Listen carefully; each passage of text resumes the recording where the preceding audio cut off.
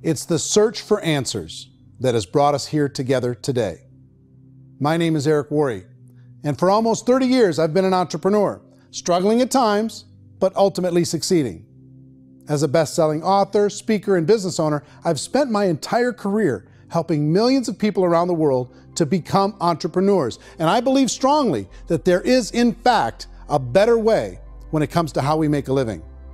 The career landscape has changed dramatically, and many are still working in a model that is completely out of date. What worked for previous generations isn't working as well for people today. In this film, we're going to explore 3 important questions. First, what's really going on in our working world today? Second, in this new economy, is it better to become an entrepreneur, or is it safer to work for someone else? And third, if a person decides to become an entrepreneur and start their own business, how can they do it without taking on massive risk? To help in this journey, I've brought together some of the greatest experts and thought leaders in the field of entrepreneurship to share the real facts with you. My intention is to give you new information that will allow you to make choices that are not limited by an old, outdated model. Let's start by understanding what's going on in our working world today.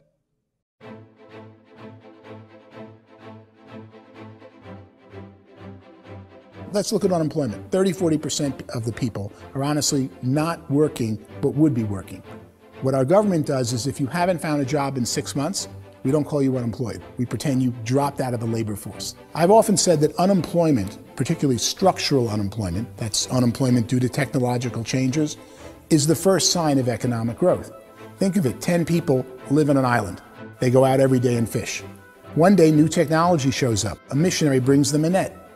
Now, using the net, one pilots the boat, one throws the net. 2 fishermen can do all the work 10 used to. That's a 500% increase in productivity, 2 doing the work of 10, in one day. You don't have to learn a lot to learn how to throw a net instead of throw a fishing line. The island's got a big problem, 80% unemployment. But the island still has all the wealth of the fish because the 2 people produce as much fish as 10 did. Now, of course, looking back in history, these changes used to take thousands of years. And during that time, we went into farming and transportation. Some of us became doctors and some teachers and lawyers, and we developed all these new professions and new manufacturing jobs. Today, these changes are occurring literally in one day when a new technological advance occurs, and we don't have the social structures to deal with it or to retrain the unemployed people. So one of the things that I think is interesting as I travel across the country and really travel around the world is the way that we work and the way we get paid for work is changing pretty dramatically. On a global basis, everything is being turned upside down because of the rapidly advancing technologies. They are eliminating many jobs, and we have been left with many people not prepared for the jobs that exist. A lot of demand in public companies was to squeeze out all the fat and to get just as much margin as we possibly could, and fat equals humans. So this idea of job security in information age is so obsolete, but it's still taught inside our school system, and that's where the problem starts. There's no financial education in the school system, and people are still trained to be employees to work for that paycheck. This is a chart on the middle class. What's happening in the middle class, those that went to school, their incomes have been coming down for years. And parents still say to their kids, go to school, get a job. Now what happens to all those middle class people who are dropping off the ends of the chart? Well, they become what's called working poor. And this is what happens to working poor. But they say poverty is ending. Well, poverty may be ending, but working poverty is going up. And this is food stamp usage. So food stamp usage in America is going through the roof right now, because people cannot earn what they call a living wage. Most people have experienced financial pressures that I think are probably greater than they have been in the past. If you're not working for yourself, then it's going to be a pretty hard road for a lot of people. Today, if you're going to control your future, the 40-40 plan is gone, where you can graduate from college and get a job and work for 40 hours a week for 40 years. That day is gone. So some of these charts actually tell you what's going on. And this is a really interesting one, you know. People are going back to school because if I go back to school, I'll get a nice job. But this is what's happening to, it's called Sallie Mae, which is the student loan guys. student loan is going through the roof. It's now over $1 trillion, and student loan debt is worse than credit card debt. So when people stopped using credit card, the government got people into student loan debt. And the problem with student loan debt is you can never be forgiven. See, with credit card debt, you can declare bankruptcy and all's forgiven. But student loan debt, you can declare bankruptcy, you still owe it. It's the worst of all debt. But this is the next picture. Look at this chart here. This is what's happening to wages of college graduates. It's going down. So you go to college, you rack up all this debt, but you earn less money. Now, that's not that intelligent. Average person who's been working a lifetime in America today is ending their lifetime at 65 with about $41,000 in assets. They earned just enough to survive. I think in the United States we have something like 17 trillion in debt. That's just the federal government debt. We got another 2 in municipal and in other, let's call it almost 20 trillion government. We've got 40 trillion in private debt. That comes up to close to 60 trillion. When you then add something we never had before, what you were talking about, when we look at the unfunded portion of Social Security and primarily Medicare, Medicaid, that at the most conservative estimates from outside firms, Kleiner Perkins, 67 trillion and growing. That's more than all our other debt. There's less conservative estimates that say it's 84 trillion or higher. I added up conservatively $127 trillion in total debt. Debt is a financial drug. When you take it to excess, it's like taking a drug. Yeah, it makes you feel better, it enhances your performance, but at a huge cost, eventually it kills you. And so that's what happens. We keep doing more and more debt, and you get less and less results, just like a drug, until the debt gets so high that it crushes the whole system. That's where we're at, 8.2 times GDP. You know who I feel sorry for? I feel sorry for the person who dreads going to work, who is sick to their stomach on Monday morning, who hates their alarm clock, who gets a little glimmer of hope on a Wednesday because it's hump day and says, thank God it's Friday. And they live for those 2 days a week where they get to be themselves and they don't have to be around people they don't like, and they don't have to play the political game in the office, and they don't have to live this half life. The person that works 50 weeks a year just to be able to have the 2 weeks for vacation. And you know what happens to most of them nowadays? They don't have a vacation. They have a staycation. They have time off of work, but they don't get to go where they want to go because they're overextended. They've got all this debt. They got all this situation. They hate their alarm clock. They can't sleep until they're done. They have to spend most of their life in traffic. I feel sorry for that group of people because there's a better way. They just don't know it. I see this really interesting attempt at rugged individuality in a 6x8 rectangle. And I feel like you're all the same, except for the little push pins of the pictures. There's different pictures. Yours is named Jenny and his is named Sujara, but it's the same people. And this is how they are, and they're just like the zombies, and there's no joy in there, there's no fun. There's always like the wacky woman who decorates her cubicle, and that's the most she can do there. You got to give her credits, right? The wacky cubicle woman. The basis for their life is worry. I'm worried, you know, maybe I'll get fired. I'm worried maybe my company will go out of business. I'm worried I can't keep spinning the plates on paying the bills. I'm worried about how do I send my kids to college. I'm worried, what if the transmission of my car breaks? That's, you know, 2 or 3, I can't fix it. People live in a sea of worry, and it eats at them. Those signs that people held up during the Depression didn't say looking for gainful employment in a cubicle. It said looking for work. Work is what we're looking for. Job is just a unit of measurement.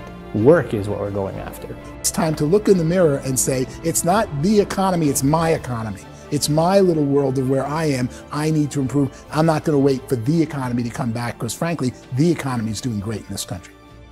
So I'm here on Wall Street, the financial center of the universe, the financial capital of the world. This is where most people's money goes to at least be held for a time, right? With interest rates in banks being effectively zero, and many experts are predicting it's going to stay at zero for the next 10, 20, even 30 years, people feel like they don't have any choice but to put their future into equities, to put their future into the hands of other people on this stock market, and hope that the stock market goes up, hope that the stocks that their advisors pick or that they pick goes up. That's one way to go, I guess.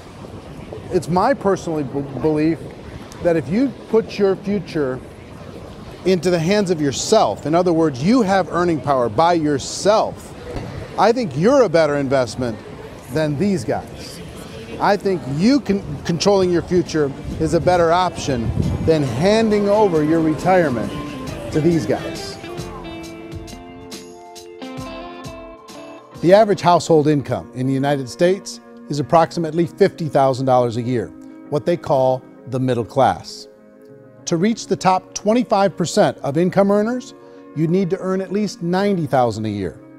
To reach the top 10% would be a household income of $140,000, the top 5%, $190,000, and to be in the top 1%, you'd need a combined household income of at least $380,000 a year. So here's the question. What do you think would give you the best chance to move up and get to the top 10%, the top 5%, the top 1% or beyond? In my opinion, and in the opinion of many, many experts, the answer is to become an entrepreneur, to become your own boss. I think you have to be a business owner. I can't, the only time I ever say to someone it'd be great to be an employee is when they've already told me they've surrendered. I only tell people who are wounded spiritually that they should be an employee. And it's that feeling that you get when you pick up the backpack off the little Cub Scout and say, "Don't worry, little guy, we'll get you back to the camp." You know, it is in no way a kindness when I tell someone they'd be a great employee. The other status symbol really increasingly is lifestyle. And people who can own their own business, maybe even work out of their house, that, I tell you, people admire that, like, gosh, I wish I could do that. The spirit of the entrepreneur is to be a risk taker and to be resourceful and unstoppable and to have a vision of yourself beyond where you are and not willing to settle for life as it is. Think about the great entrepreneurs. They're visionary. They have heart. They're willing to do today what others won't so they can do tomorrow what others can't. Personally, I don't think of the new economy, the old economy. I create my own economy. The entrepreneur's in control. I decide what the economy is going to be like. In the world of entrepreneurship, there are no limits. You can make as much as you want, depending on how much you want to work and how smart you are and how great a team you put together. There's no more lifetime rewarding business than being an entrepreneur. Why in America, where anyone could be anything, would people want to give up their freedom and become effectively a modern-day slave, told shut up and be here every morning at 7:30, leave at 5:30, and do what I tell you? If people decide to become an entrepreneur and work for themselves, they have some traditional options, but they're riskier than you might think. Any kind of a retail business, retail build-outs, is extremely expensive. Even just these small little yogurt stores where they're putting little yogurt machines and you get all the different flavors, you're spending $200,000, $300,000, $400,000 to open a yogurt shop. I would love to buy a Dunkin' Donuts, but it's $500,000 or so to start. I don't quite have that just-in-case money. Risking lose it all, and most guys do 2 or 3 times, and even big guys like Branson, because I'm such a fan of his, half his companies don't work. If you make $1 million, your problems are going to go. If you make $1 billion, your problems are really going to go. Just the opposite. You and I know when you're making $1 million, you get $1 million responsibilities. You make $1 billion, you got 1,000 times $1 million responsibilities. And most people say, I'd love to be my own boss. 70% of Americans would love to be their own boss, according to recent polls. But they don't know how to get there. Because what are you going to do? One, you could buy an existing business. If somebody's selling an existing business, you have to ask why. Usually because it's probably hard. It's probably not making as much money as they hope. 2, they could buy a franchise. A little less risk, proven system, but it's expensive to be able to do that. 3, they could start something from scratch. And that's where a lot of people feel like, I don't have the chops to do it. I don't have the money. I don't have the product idea. I don't have the expertise. I don't have whatever it's going to take to be able to get there, and I can't risk my family to do it. So 4th, they could become an investor. A lot of people in this town invest to try and figure out a way, but you got to be pretty smart with that game too, right? Venture capitalists, who are the very best and most sophisticated in investing in new breakthrough businesses, make it on 1 out of 11. That means 10 out of 11 are mediocre or fail. Most of them fail. That's the risk there. An angel investor is lucky to get 1 out of 15 or 20. A business is a team sport. Like, I have to have accountants, I have to have engineers, I have to have system designers, I have to have sales, marketing, I have to have accounting, I have to have mission statements, I have to have legal and all that. The average Joe Schmo, even me, I go out there, I don't have the skills to put a business together. I think the bottom line for the 4 traditional options is they take money, sometimes a lot of it. They take expertise, and they take time.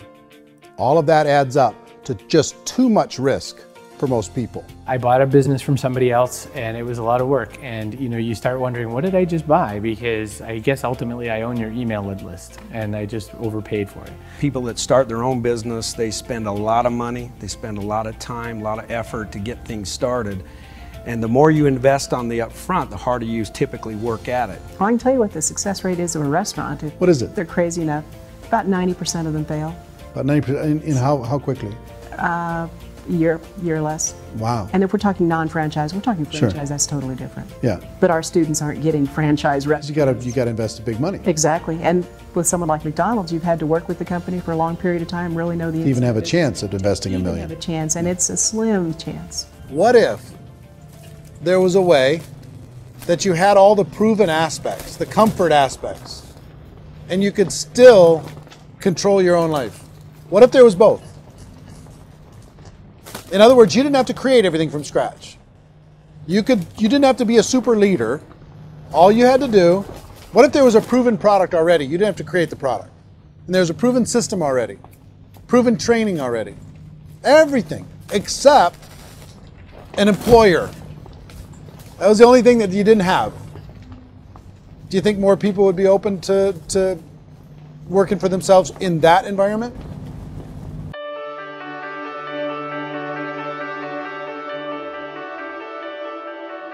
In our search for a better way to make a living, we've come to the conclusion that becoming an entrepreneur is actually safer than being an employee.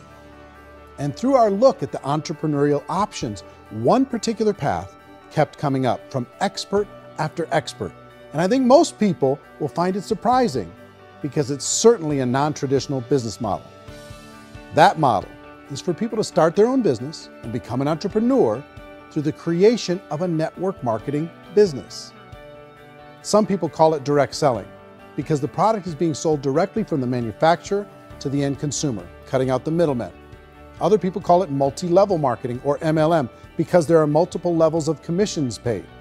The most common term today is network marketing, because network marketing best describes using a large group of independent distributors, independent entrepreneurs, to move a product or service more efficiently. So my friend here, Donald Trump, and I, we always write about the network marketing industry. And the reason we support the network marketing industry is because it really is a business school for entrepreneurs. Because most people come out of school looking for a paycheck. Oh, that's terrible. I would go into network marketing like that. I think if it didn't exist, we should invent it. It is that good. I think direct selling is a great way to do business today. It's very easy to get into that industry, and you can be self-employed, be in effect an entrepreneur. When we see multi-billionaires adding network marketing companies to their portfolio of companies, that would be a clue. When we see people who are very famous authors and very famous business people endorsing the industry, that would be a clue. These network marketing companies aren't $50 million companies, they're billions and billions of dollars. They lead the stock market, they're major companies. When we're going to get it? You know, and you're going to school to work for a paycheck, but if you want to be rich, be an entrepreneur, and network marketing gives you the spirit to be an entrepreneur.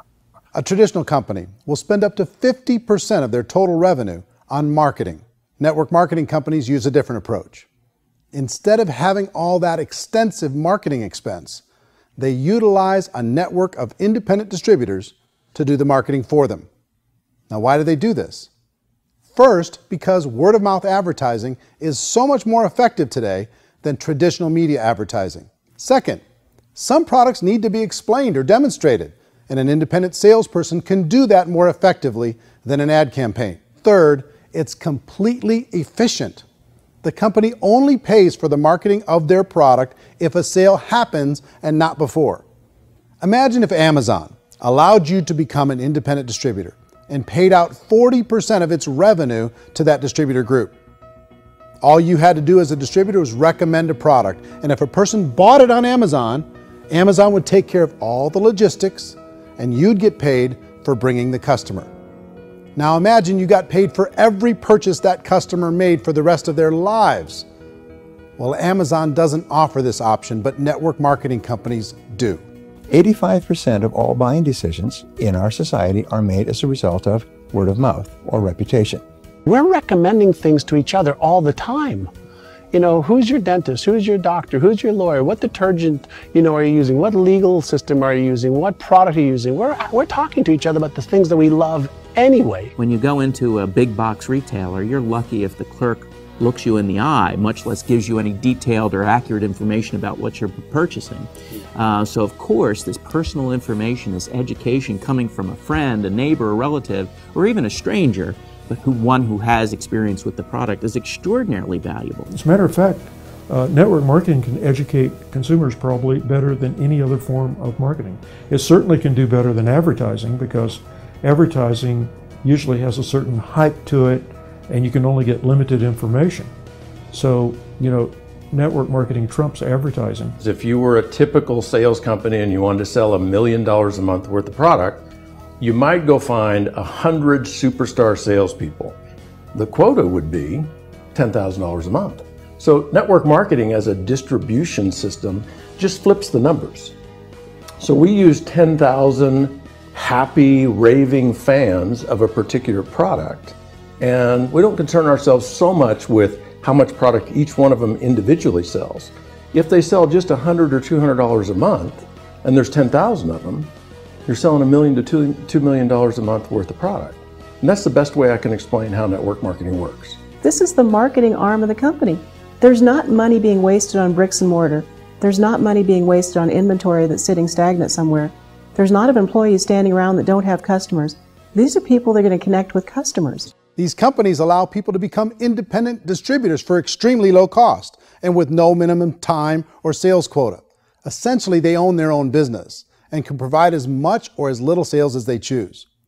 In other words, the distributor gets all the benefits of traditional business ownership without the risk. The advantage of network marketing is the ease of entry, the low risk, and the low startup cost, because almost everything else has very high risk. You can get in for a minimal investment. You're buying into a system that's already been proven, products or services that have been proven to work. The keys to network marketing is providing an opportunity for the masses to get involved, providing an opportunity for the average person who doesn't have the resources to start their own business.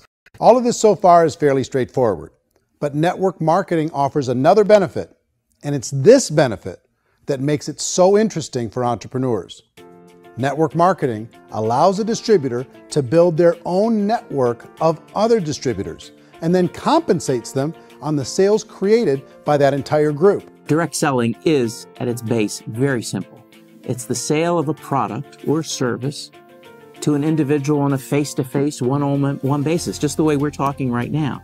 But there's an important element as well, and that's the offering in conjunction with that sale of product, the offering of an opportunity for someone to make something of themselves. No matter what your social status is, no matter what language that you speak, I mean, look how many unbelievable people are becoming successful that speak every kind of language out there. What an awesome gift to give the world. Instead of having to work your way up in a system and prove that you could be a sales manager, they just decided everybody can be a sales manager. Everybody gets to build a sales team from day one. And so what that brought into the system of growth as a direct selling company is the concept of compounding or geometric progression. Because now you can actually grow a sales force very quickly because everybody is enrolling people in their own sales force. People who are like, oh, this is weird, I'm building a sales team, or what do you think you do at a regular company? How do you think a regular company works? Network marketing is the only industry that doesn't say your past determines your future. It looks at your past and says, okay, now what can we train you to do so you can have a great future? Every other employer out there wants to exploit you for what you already know, not teach you something new. Network marketing has the potential to save the United States and the world because it's going to teach people not to be employees, but to be entrepreneurs.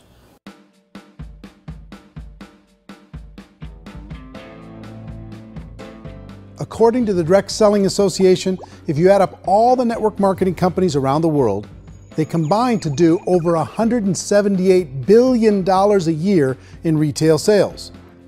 To give you an idea of how big that really is, the NFL, the National Football League, does approximately $9 billion a year. The music industry does a little more than $16 billion a year, and the movie industry does about $80 billion a year. Using a conservative average, network marketing companies pay their distributors about 40% of that $178 billion in the form of commissions, which adds up to more than $71 billion a year. That's almost $6 billion a month. It's almost $200 million in commissions every single day. So it's certainly working, and people are making serious money in network marketing.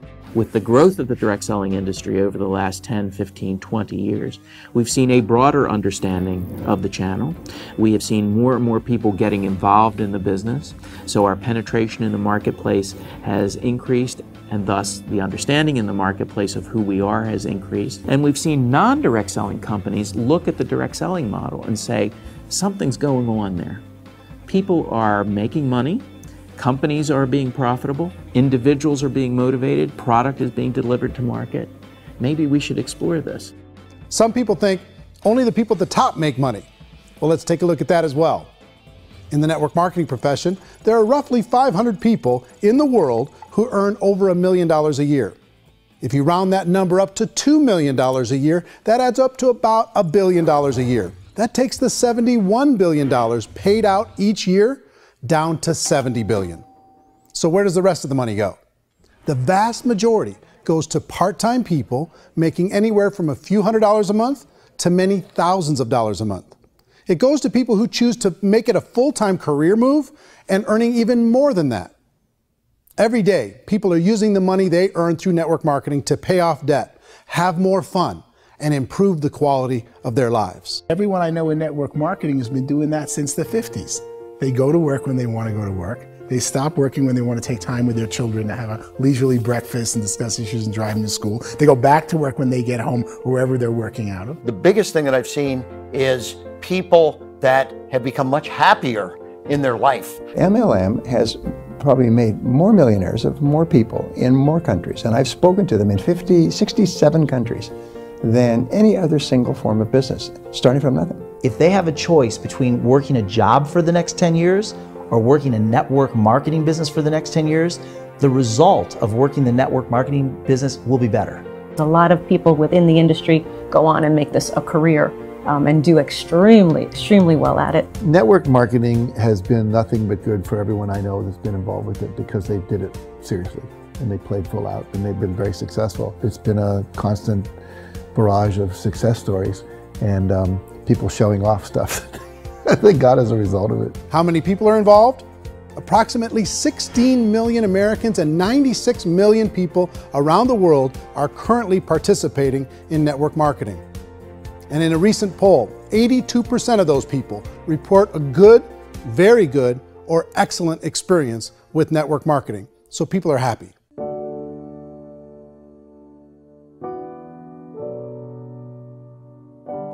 So I've taken a look at the network marketing profession and really tried to understand why so many people are confused as to the validity of this as a business. One is this pyramid shape. People get really messed up with this pyramid. Oh, it's one of those pyramid things. So I just think there are a lot of haters out there who really don't understand the industry and say, oh, it's a get-rich-quick scheme. It's a pyramid. Well, corporate America is a pyramid scheme. You know what I mean? It goes like this. You have thousands of MBAs, let's say working for Ford or General Motors or Coca-Cola. If all these MBAs, they're all trying to get to here, that's a pyramid. Only one guy's going to make it. Every 10 years, one's going to make it. Whereas you look at network marketing, it's like this. So you're here, and your job is to develop other CEOs coming up behind you. So it's an inverse pyramid. In network marketing, it's a very simple concept. If you sell product, you get paid. It is paid based on production. There is no first mover's advantage. There is no investment component where the more somebody spends, the more they're entitled to make. So the two are polar opposites of each other. It doesn't matter what shape the company is or the compensation plan is shaped, whether it's a circle or a pyramid or a triangle or a trapezoid, it doesn't matter. If compensation is coming primarily from recruitment, then you've got a problem. On the other hand, if an operation is basing their compensation to participants on the basis of sales, even when those sales are generated by people you've recruited, well, then you're a perfectly legitimate enterprise. That's the legal test, it's the practical test. Another issue that's been true in the past that is no longer true now is people used to be in network marketing loaded up with products that they couldn't sell, and they ended up a loser. They ended up with a bunch of product in their garage, they ended up with a bunch of products sitting in their kitchen shelves or whatever, and they thought they could sell it, and then they weren't willing to or able to sell it, and they ended up with a bunch of stuff, and they were bitter about it. There was this thing called front loading where you had to buy, like, well, if you bought $25,000 worth of product, you got better commissions and all this. Today, it's almost all done by computer. It's direct mail, comes from a warehouse somewhere else. You don't have to have all this inventory. You don't have to stock up. It's a paperless world now. You know, most of it's done online. You have a back office. It really works. And I mean, the technology has changed everything. Third issue is people start talking about 99% of people in network marketing don't make any money. Well, we've talked about that over the course of this journey together. Almost $200 million a day is being paid out to network marketing distributors around the world. The naysayers, the people who say that it doesn't work, are usually the ones who just don't know how to make it work for themselves. And so they're giving you an opinion, and I tell people, don't confuse people's opinions with expertise, because opinions are free. And don't confuse sincerity with the truth, because people could be sincerely wrong. But here's the reality inside of network marketing. The vast majority of people that get involved in network marketing just become customers, and they get involved to be able to purchase product at a lower price. If you take Costco as an example, if a person goes into Costco and gets a membership to Costco so they can get a lower price on the product, we don't call that person a loser because they have a bunch of product that they walked out with a smile on their face.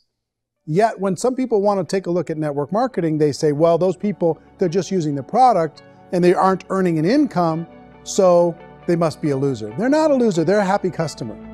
That's the vast majority of people that are involved in network marketing. Now, a smaller percentage of those people decide to go build a business. They earn $300 a month, $500 a month, $1,000, $2,000. That's the bulk of earnings in network marketing. And then there's the few that really decide to take it serious, really decide to build a large network, really work to make that network very, very productive. And those people make huge amounts of money, and there's no cap. What I do as an outside economist, just somebody looking at this industry like any other industry I speak and say, look, what's the realities of this? 1% do incredibly well.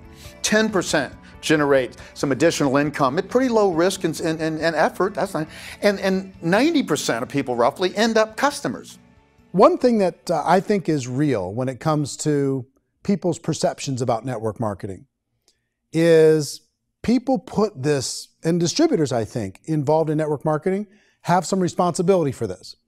They have sometimes unrealistic claims about the product or about the income. Most people who become distributors, they want the money, they want to be successful, but they don't have the skills. They don't know what to do. And when people don't know what to do and they're in a new business, they're scared. And when they're scared, they panic and desperation kind of sets in. So they think everyone they talk to has to get in. So if I talk to you and you say, well, no, I don't have time to do that, they're like, no, I need you. You have to do this or I won't be successful. So I start clawing on you. I start that desperation. So then I start making claims about the product, which are not appropriate, probably not even true. Or I start saying, oh, let me show you how you can make all this money and you don't have to do anything, Eric. And so you just totally misrepresent the opportunity, and you're clingy with people because you think you need everybody to be successful. And you don't. You know, one of the messages that I try to deliver most forcefully to companies as well as salespeople in direct selling is that you don't have to overpromise. The reality is in network marketing, there's a lot of hard work involved. There's a lot of effort. You're going to have to develop yourself. It's a business like anything else. It's going to take some time, but in my opinion, it's better.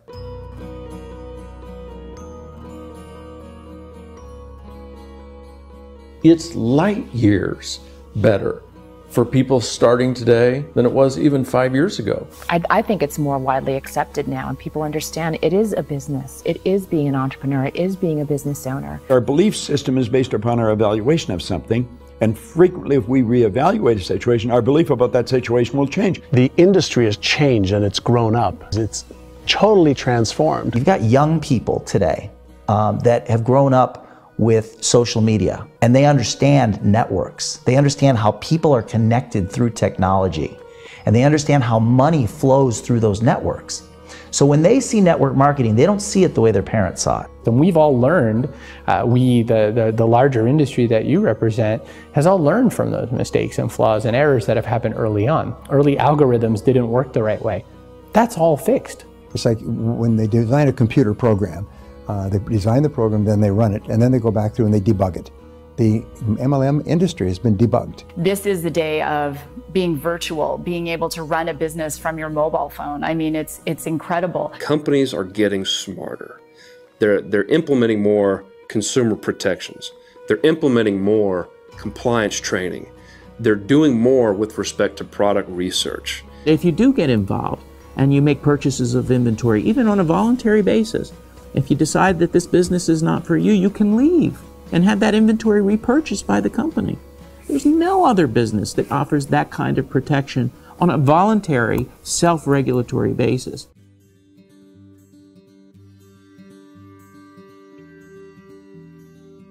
If you decide to look further into a network marketing business in order to generate more cash flow for your family, I would recommend reviewing the following 4 elements. First is the product or service. And on the product or service, I would ask 5 important questions. 1, do you like it? Is it something you would feel comfortable sharing with others? 2, is there a recognized need in the marketplace? It's hard to create a need if one isn't naturally there. 3rd, does the product meet that need? Does it solve a legitimate problem for consumers? And 4th, is it priced to sell? Can it compete in the marketplace? And 5th, is it priced for profit? Is there enough margin for the company and the distributor to be able to generate income for the long term? If you can answer the questions on the product to your satisfaction, the next element to consider is the company itself. Is it well run? Do you believe in the founders or the management team? Do you feel they have what it takes to go all the way? See, it doesn't matter how good the product is if the management can't take care of the company. Good management can change with the times. They can handle adversity. They can make good decisions. Make sure you choose a company that can serve you for a long time. The 3rd element to consider is the compensation plan. And with that, there are 3 important things to look at. First, a brand new person needs to be able to generate some money fairly quickly. It may be an obvious reason, but you can probably imagine the ripple effect of a distributor getting involved and having even a small victory fast. That can only help with the overall success of the organization. Second, a person should be able to develop a moderate part-time income in a reasonable period of time. As they develop their network and as their sales grow, they should be able to enjoy more benefits. And third, for the people who are really serious, for those who decide to really go pro in the network marketing profession, there should be the possibility to make a serious full-time income if they work hard and are committed to developing their skills. If you're comfortable with the product, the company, and the compensation plan, the last thing you should look at is the support that will be made available to you. Does the company have a website? Does it have a solid online reporting tool? Do they have comprehensive training available? Do they host events to help you build your business? If you decide to do this, what kind of a support system can you plug into? Choosing a network marketing company is a personal decision. But evaluating the 4 elements of product, company, compensation plan, and support is a great place to start. Is the company promising that you're going to get rich quick or that you can make a lot of money without a lot of effort? That's a red flag. Is there a product that you really believe in that you think can be sold? Or are you being told by salespeople or the person who's trying to recruit you or by the company itself that don't worry about the product, all you have to do is recruit other people into the business? Red flag, warning sign. If you're hearing that, take a second or even a third look. Get to know the customers, the products, the business, have some success, and see where the opportunities might take you to move up in the organization. You want to find out how concerned are they about my education, my training, and my development? Is there a space for me to grow? Most important question. Learn everything that you can about the product. Make sure it's something that you believe in, and learn everything you can about the industry and work that system. You have to be very passionate about whatever that company is doing. I would get involved. You can always test drive anything, you know, the product, the service, the community, and then lean into it a bit. And if it feels good, then lean into it a lot. Behind me is the Lincoln Memorial. And this is a place where Martin Luther King Jr. had his famous "I Have a Dream" speech. And at that speech, he talked about his dream for equality for everyone around the world. And that's a noble dream. But I think more people need to remember what it was like when they were kids and the dream was still alive in them. Before it got beaten out of them by reality, by this paycheck, by these responsibilities, and by having to live for this job to pay the bills. I think people need to remember that, go back to that. Once they know that there's a better way, I think their future is going to be much brighter. They can live a better life.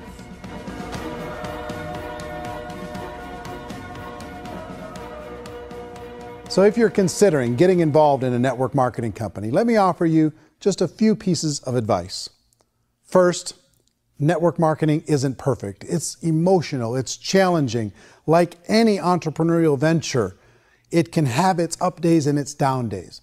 But if you have an entrepreneurial bone in your body, it's just better. Second, if you're gonna do it, decide to be professional. Decide to go pro.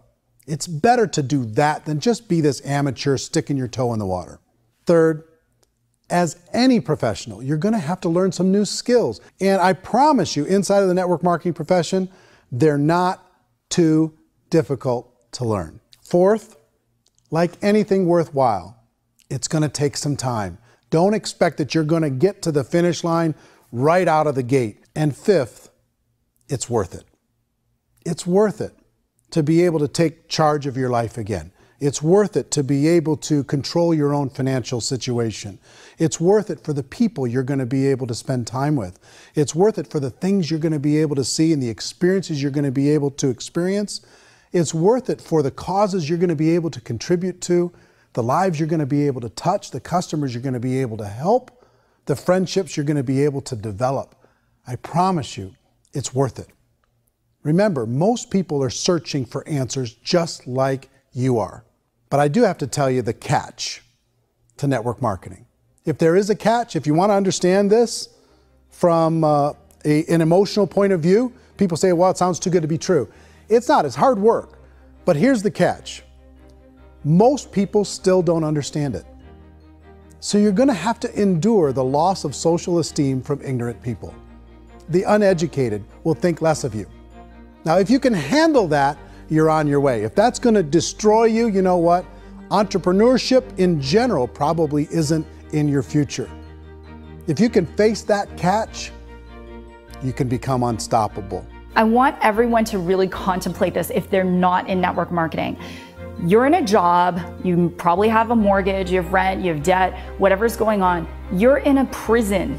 You work just hard enough to keep them from firing you, and they pay you just enough to keep you from quitting. Come on! I've been there, done that, and bought that t-shirt. In network marketing, if you run into failure, it's really just a homework lesson for yourself. There's no one to blame. You really have no excuse not to be successful. You just don't. People don't want to hear that, but there's so much available to you. If you want to be a good network marketer, be a student to the people above you, be a fellow traveler to the people on the same level, and be a teacher to those below, and know when it's appropriate to do which. People who are not afraid of asking people to buy things or not afraid of persuading people with the chance they may say no, these people own the future. Nothing happens until something moves. So you got to go move, you got to go do something, or nothing's going to change in your life. In the beginning, you're going to do a lot of things that you don't get paid for. But as you go down the road, you get paid for a lot of things that you don't do. And your job is rehabilitate the spirit, the entrepreneur spirit in all of us. You give it back. You either give it a strong yes or a strong no, but no wishy-washy, dilly-dally stuff in the middle. There's dreams and there are nightmares, but I believe that the biggest nightmare of all is when you don't pursue your dream. You're going to see some monumental growth in this profession. It's an exciting, exciting time to be involved with the network marketing profession. The next 10 years, I see just exponential growth. When that tipping point comes, it's not a matter of asking somebody, have you ever heard about network marketing? You're really asking them, which company are you building your wealth in? We are here to fix the world, to improve relationships with other people, to improve other lives. And the real reward comes as an entrepreneur in any level from teaching somebody something and watching them soar. There is no greater reward.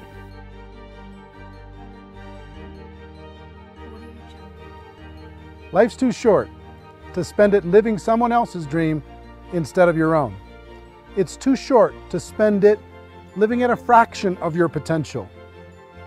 Can being an entrepreneur be a challenge at times? Sure. But here's what you get in exchange. It can be yours. Something that you built, something that you created, something that you made happen. This balloon represents your dream. It represents entrepreneurship. My wish for all of you is that you would reach out and grab it. The choice is up to you.